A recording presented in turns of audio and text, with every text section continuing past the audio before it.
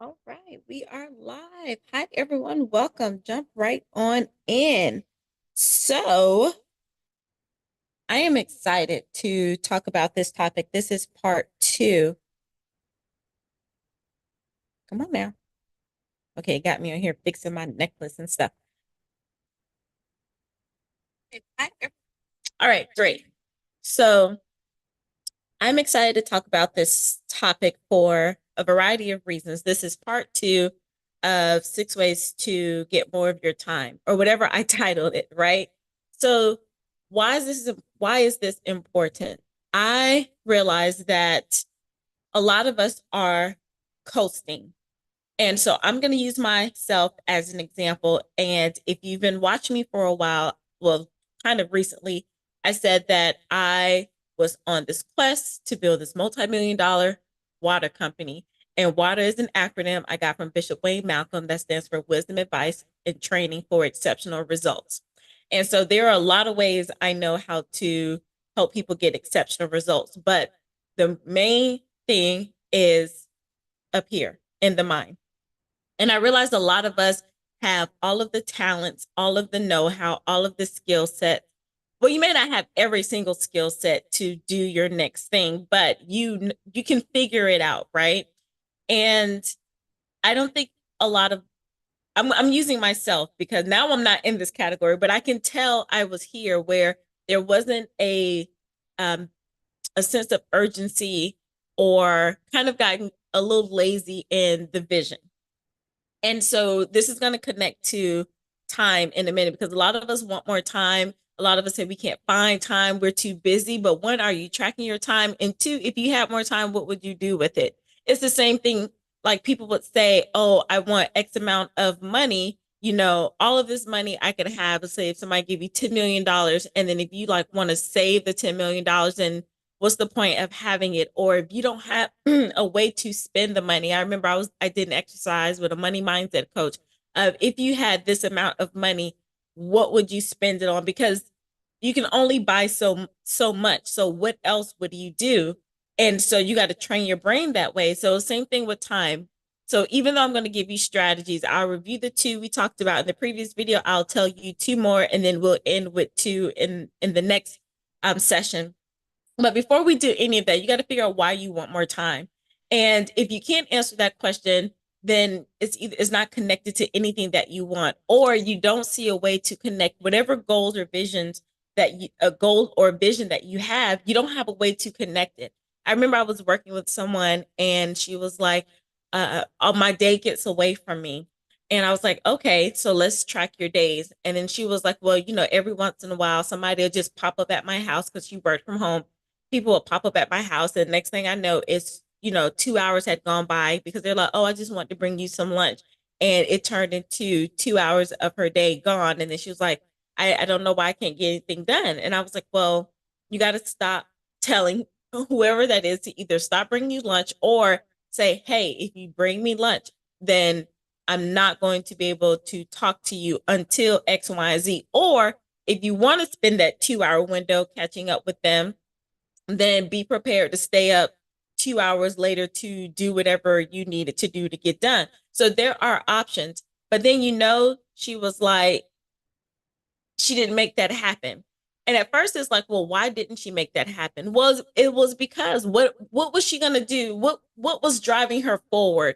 Or ask yourself, what is driving me forward to want to do the things I don't want to do to get what I want? It's not enough to say I want more time. What are you gonna do with it? So let me pull this back down for you. I am embarking on a project that I've been wanting to do this thing. And there's something else Bishop Wayne Malcolm talked about. He was like, you pray to God for something and he doesn't give you that thing. But what he gives you thoughts, ideas, or strategy. And it's up to us to have faith enough to move or execute, right? So one thing that I had this big dream to do something. And you know what? It really wasn't to do the company, or it wasn't that, because I had the desire to have a business and have a company, and that still wasn't enough. Even if I said I wanted to grow to $100 million internally, that still wasn't enough. And I'm just being transparent because I'm like, I had this thought and for a few years now, and I've been working towards it, but there was something I was missing as to why I wasn't either doing a strategy or trying to, maybe I wasn't open to a strategy or whatever the case was, there was a block. I was working. I attended this event. I don't know if I said it, but I attended this event, and it was literally the answer to a prayer, the strategy. And I had already been doing some work, and I'm like, okay, God, what is it? What am I missing? And I missed it the first time because I was in my own way. And I said, God, if you just bring it back around one more time, I promise I will show up for it. And thank God, and he brought it back. Now, so, okay, so he brought it back. I showed up to the event with this particular coach and I don't even, I think she's a real coach, but at this point of time, she was like a consultant because it was like, this is the strategy, this is the thing you need to do, right? So I was like, okay, that's the thing I need to do. And it wasn't like I haven't heard it like this before, but it wasn't like I had already done some of the things. I had already done a form of this. I just didn't know how to contain it or where to go with it. And she said something during the event. She had said something about some of the friends that she had and one of the issues that her and her crew, her people were having. And this is all going to go back to time, I promise. And she said something and it clicked for me years ago when I graduated with my doctorate degree, and I was like, what am I supposed to do? I wanted to start like this summer camp. I won't go into all of the details, but it didn't happen. And I did everything I thought I could to make it happen. And I was like, well, God, you gave me this idea to do it. So I put it down to the side. I never forgot about it, but it was kind of like just somewhere one day I'll do it. You know, when I get to a certain point, then I'll do it. Fast forward a few years later, probably the beginning of this month, I was in a challenge and I was in the VIP with this business coach, and somebody asked the question, and the business coach, Uncle Myron Golden, well, I call him, he's not my uncle, but Uncle MG, you know, if you go watch his videos, you'll probably understand why I call him Uncle MG. He answered a question for somebody. I don't know if they're going to do the idea, but I heard it and I was like, that is how I'm going to do the idea.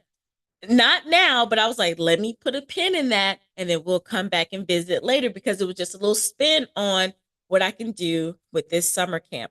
Now, this isn't, you know, because somebody else, they have a different interpretation. So it's not like I took the person's idea, just like Burger King, McDonald's, both of them sell hamburgers. So, all right.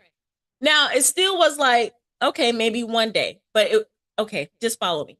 So then with this coach, I'll tell you her name now. Go look up Shanda Sumter. That's who it is. She's talking and I'm listening to her and she says something. And the purpose of, now she didn't say this, but you have to understand the purpose of a business is to solve a problem or provide somebody with a desire. She said something that her wealthy friends are having an issue with. And when I say wealthy, her friends, let's put it like this, her financial planner or her friend who's a financial planner, somebody she hangs out with, they only work with people with a minimum of $10 million net worth. Okay, so just stay with me. This is all going to go back to time. Just follow me. So when she said that, I literally felt something in my stomach. Like, oh my gosh. And when I tell you it's been like maybe 10, 12 years since I thought about the summer camp. And then the idea I had came around, I don't know, maybe 2018, 2019 or something like that. But when she said what she said, it clicked. I was like, I need to be able to be in contact with those people.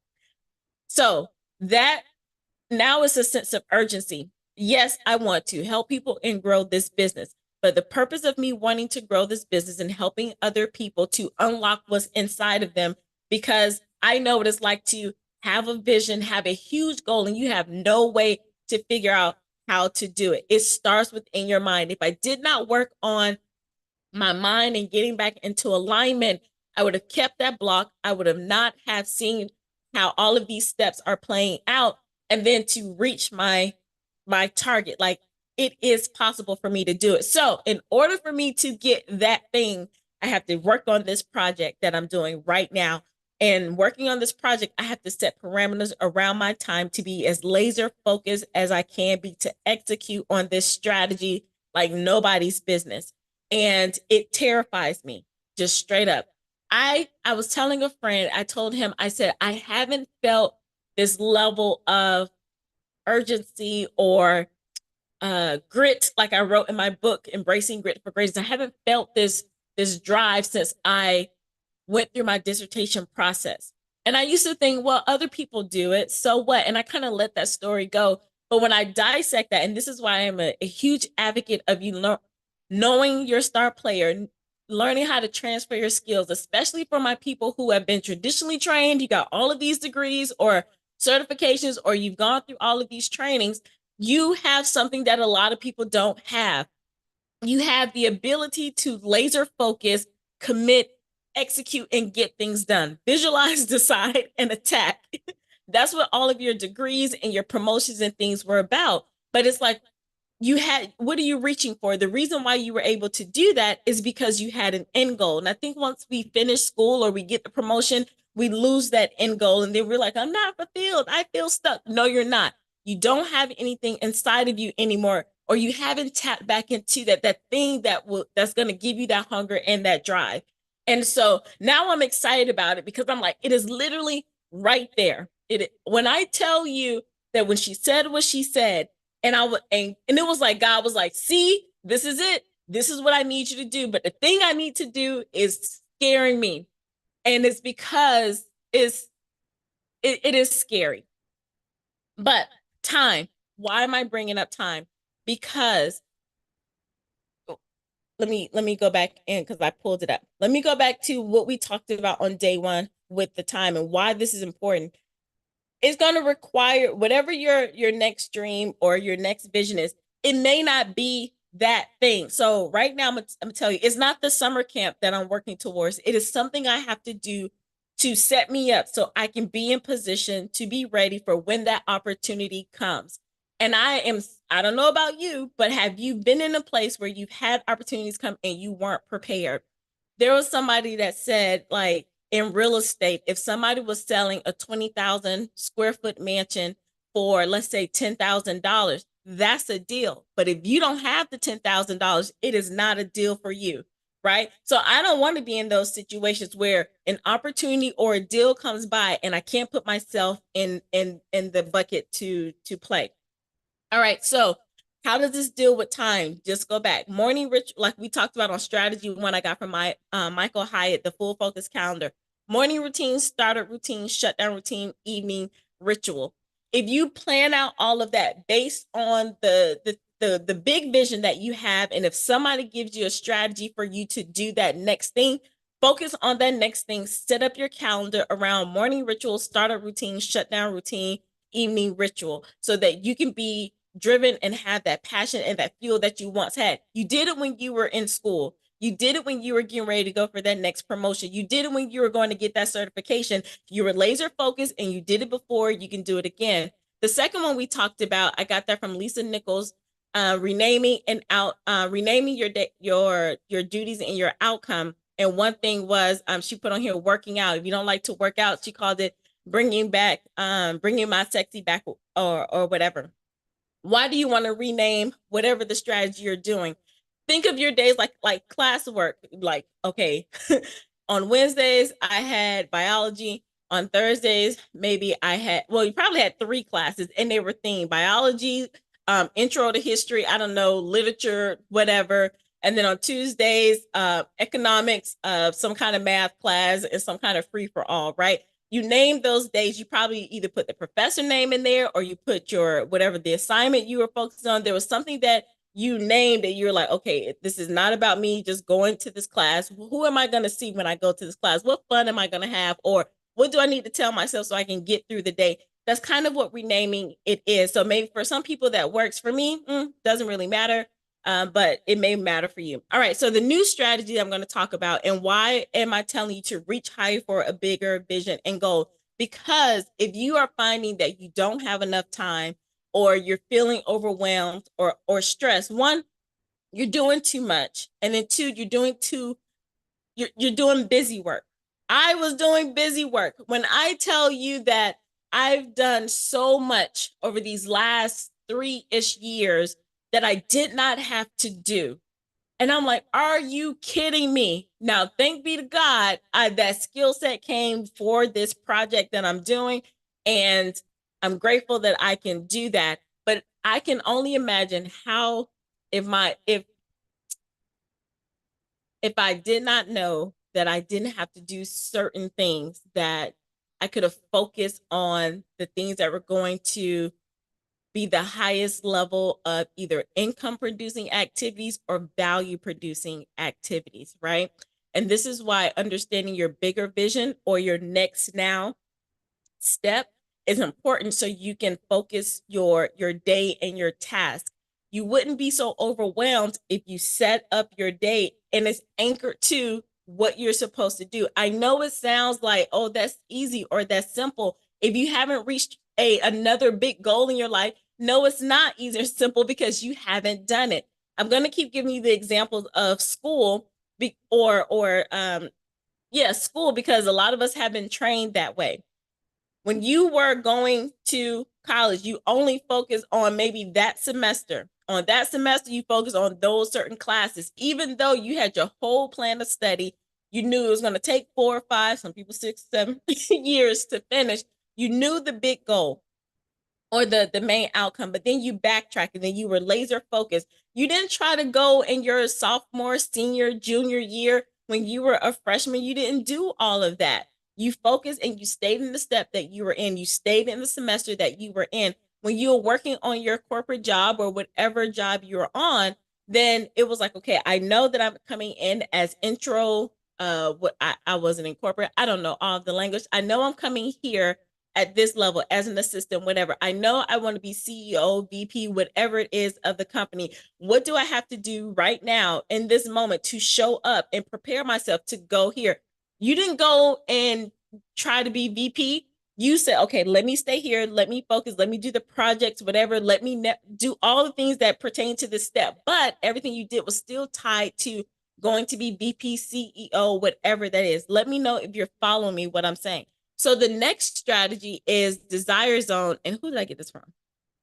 And Amy Porterfield. Now, she is a beast when it comes to organization. If you've ever been in any of like her trainings, or if you're on her email list to see this chick right here, I aspire to that level of like just on it in organization. She's efficient, right? I mean, efficient and effective. I learned that there was a difference.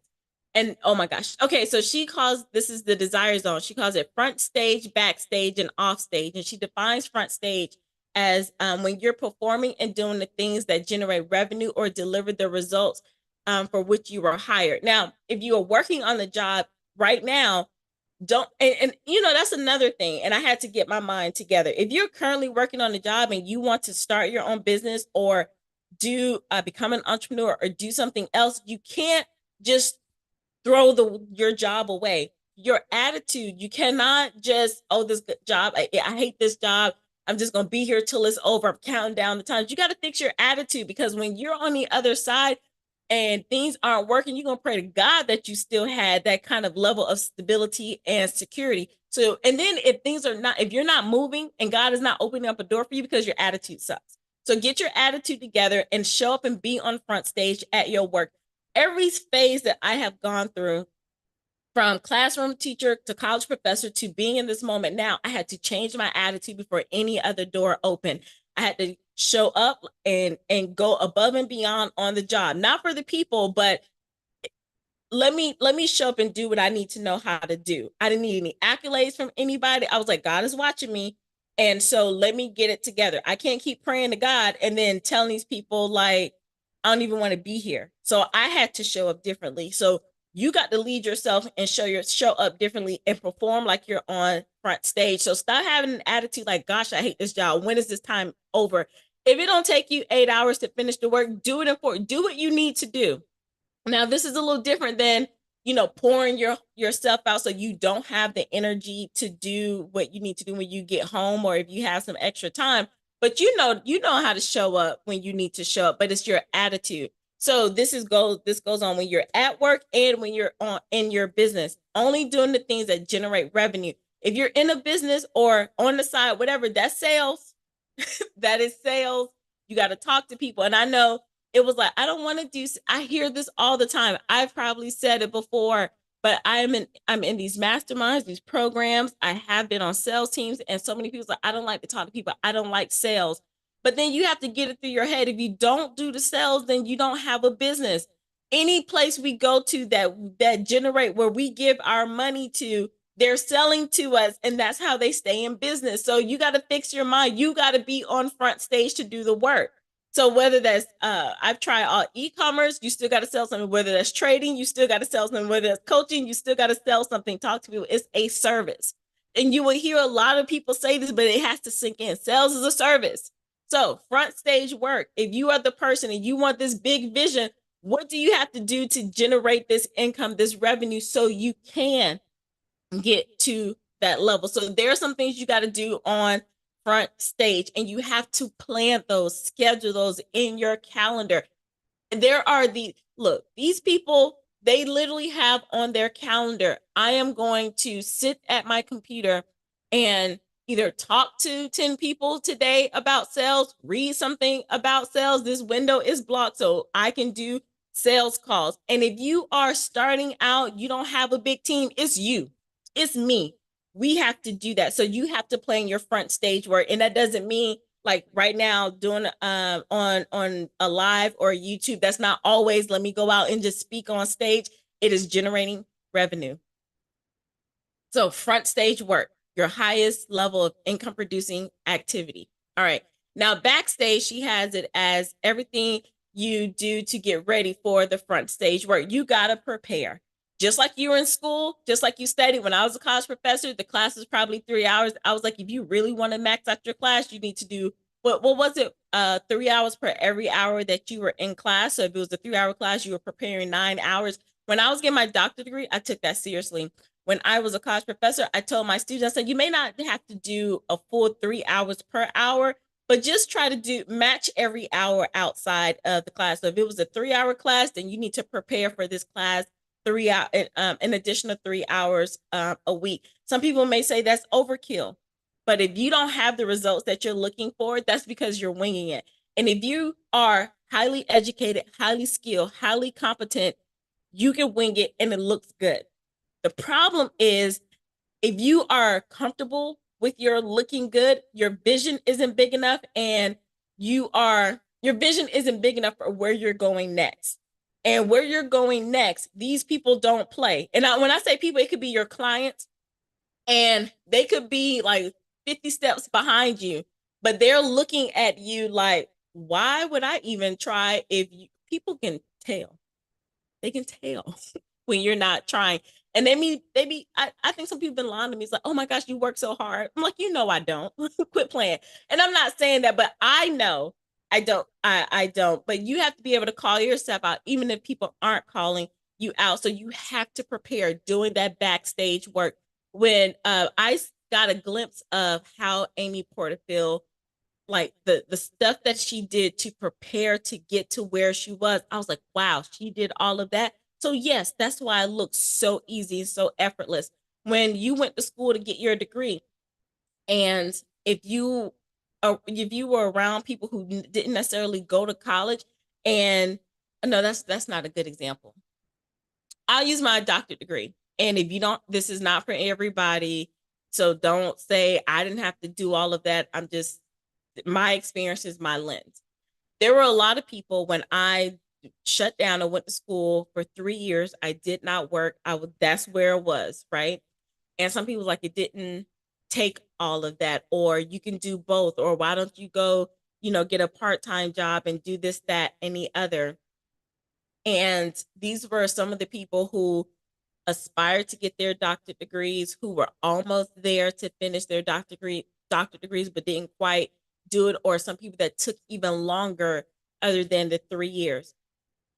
I was backstage. I did whatever I needed to do to finish in 3 years. I prepared myself behind the scenes to get it, excuse me, to get it done. When it was time for me to do my full research project in 6 weeks, my dissertation, and not just writing it, I'm talking about the whole thing. I had already been putting things in place. It was a lot of backstage work that I was doing. I was up for hours and hours reading and putting things together. Like, I put that time in to make sure I was done and to make it that dissertation like there was no other. When I look at what I'm doing now, I was like, when was the last time I prepared like that? You have to ask yourself, when was the last time you dug down deep and studied and prepared yourself instead of winging it? If you're comfortable, then that means either your vision isn't big enough, you don't think it can happen, or you don't want it for real. It's a combination. So, what are you doing on the backstage? Like, are you planning the backstage stuff to get your work done? All right.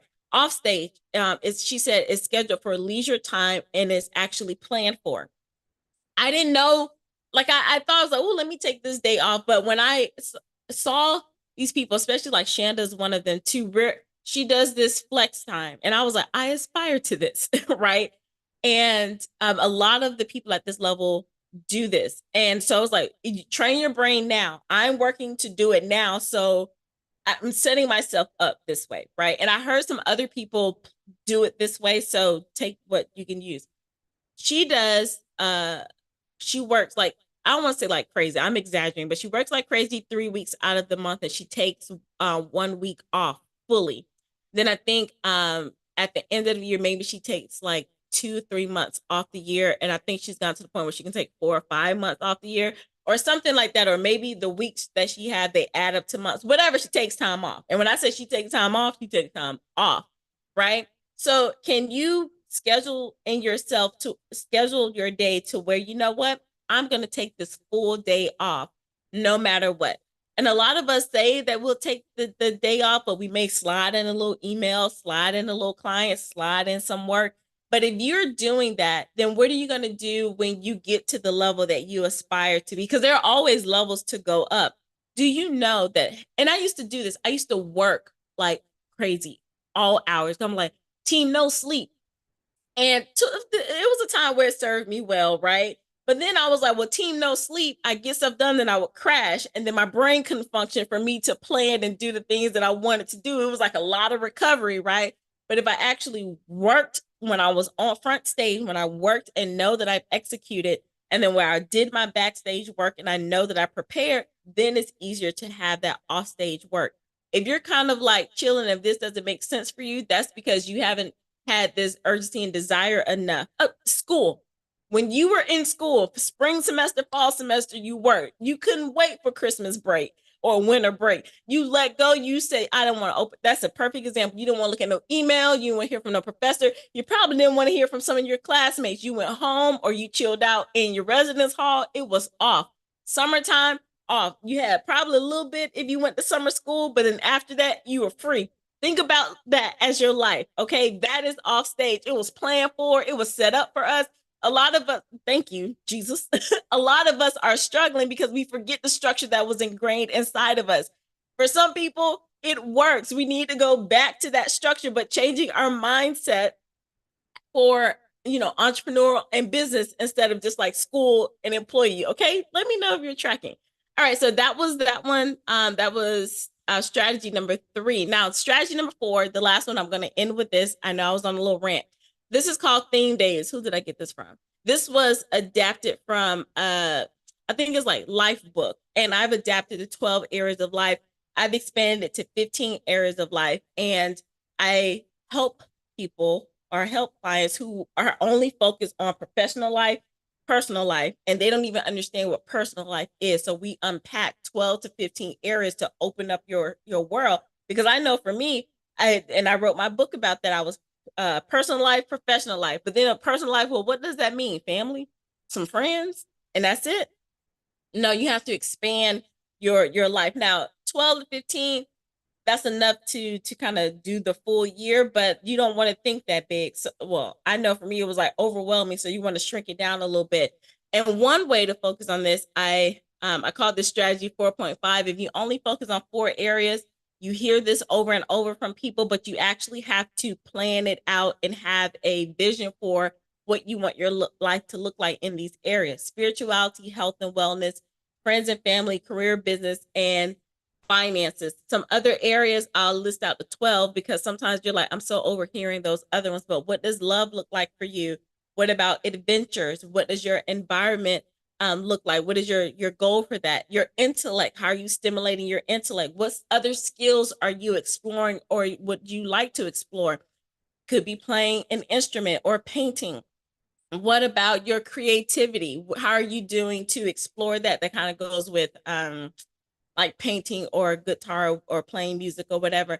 Or community. How do you want to show up in your community, right? So the reason why I'm saying this and how is this a time strategy, if you're saying that you have too much time on your hands, then you need to rein it in and pick a focus. If you're saying you don't have enough time, you need to really look at your calendar, track your activities, and see if everything that you do, if it's aligning to your bigger vision. And I'm not saying it doesn't have to be your bigger vision, like I am going to conquer the world. Just like school, for me at that time, it was, let me get this PhD done, right? That was my whole big vision, and my whole life was structured around that particular outcome, right? I think what happens with a lot of us, we go, okay, over here in school, I did this in my education. In my professional life, I hit this, and then we're left with the now what? And then we hear all these people say, start a business, and you're like, oh, and this is what got me. And it was a huge ouch moment for me. This is why I'm like, oh crap. When it was like, follow, do what you want to your passion or what makes people feel happy. And I was like, oh, I could help people. I don't even know what I was saying. It was general life coaching, but I didn't have the language around it. It was like, because that helped me release, so I want to help other people release, right? Or I like baking cookies, so let me start a bakery. No, that is not the best approach, right? So you need to find something where your skill set can meet a need in the market. Just trust me when I say that. When you have that fire again, make a decision, go for it, then plan out your day to do that. Plan out your week, your month, your a set time to do that thing, right? When you do that, then you can start plugging in other things. But like I said, I think a lot of us are like, oh, I'm not in there anymore because I told y'all I know where I want to go, but I have to do this thing right here that terrifies me, but I'm gonna do it because it's like whatever, you know. What I was gonna say. I'm gonna tell you this story and how I got to this point. So maybe that'll help you unlock something or unleash something because literally this morning, it took me like 3 days to get this system in place. I'm a systems person, like I like things. And I realize it's a gift and a curse. I like to be efficient, but sometimes I can be too efficient where I'm not effective. I learned that from Shanda. I was like, oh snap, but it worked out for me. So I knew my limit, right? But then I was like, okay, one, it shouldn't have taken me 3 days, but it did. It is what it is. But now it's like, well, I could settle into, I've tried something like this before, or the last time I did this, because I literally did a version of what I'm doing and it did not work. I understand now why I didn't, but all of that can come up. But then I was reminded as I was reading the Bible in the year, at the time of this recording, I just finished day 357. Yes. And there was a part in there, I think I wrote it on my threads. It was Second Peter chapter 1. I don't remember the verse. There's a little part in there about exercising your faith. And this is why it is important for you to get a hold on your time and to know exactly what you're going to do with your time and stop being so carefree with it and stop being so busy. It was a part in there about exercising your faith. And I was like, okay, yeah, I hear faith. I hear it. I know it. But then I was like, well, let me dig a little deeper into what that really means. And you have to break down the words. Go do a word study. I didn't go that deep. I was like, what is exercise? And if you think about exercising your body, you have to do something. It's an activity, it is effort, physical things that you do, whether that's exercising your mind, because when you read, do puzzles or things like that, that's exercising your mind. If you're lifting weights or doing anything with your body, that's exercising your body, running and things like that, exercise your heart. It requires something physical for you to do. But the thing is, you have to do it in a way where you're trusting God for the outcome as if it's already done. But you have to do the thing. Two things. And then we'll wrap this up. When Jesus told the disciples that he's going on the other side, I'll meet you on the other side, whatever y'all know, just the the the sea. I'll meet you on the other side. The disciples get into the boat, don't know where Jesus went. They go, and then the storm hits right there. Oh gosh, oh gosh. And then Jesus walks on the water and he tells Peter to come out on the boat. I think I may be mixing the two stories, but one of them, he's like, where's your faith? And the faith was, he was saying, didn't I already tell y'all I was going to see you on the other side? But y'all are acting a fool of, being afraid of the storm. I never said the storm wasn't going to come. I didn't tell you if a storm was coming. I just said, I'll see you on the other side. Right. And then so when Jesus asked the disciple, asked Peter asked, can he step out on water? Some of us are asking God, like, God, just show me what I'm supposed to do. He says, great. He says, Jesus tells Peter, step out on the water. That's not what I asked you for. Doesn't matter. But when you do the thing, you get what you asked for, right? Peter stood out on the water, and people want to say, he doubted. He went down. He had little faith. He had faith enough to step out. That's where a lot of us get hung up. You have to have faith enough to step out of the boat. You got to get out of the boat. A lot of us are just looking over, like, okay, God, soon as you let this storm calm down, I'll step out on the boat. And it doesn't work that way. Another example, and this is what I put on my computer to make sure I stay and do this thing that terrifies me, right? There was, I think it's in Second Chronicles 20, where go read it, because now I'm gonna mess up people. But the children of Israel had to go, they're like, okay, we need to get to this other side. And God was like, you're already gonna be victorious in this battle. But what I need you to do is prepare, put on your armor, and go show up for the battle. You already won. You don't have to fight, but you do have to show up. A lot of us like, oh God, I don't have to fight. God fight my battles. It don't work that way. He's gonna do it, but we still have to put on the armor and step up. So I'll just be transparent.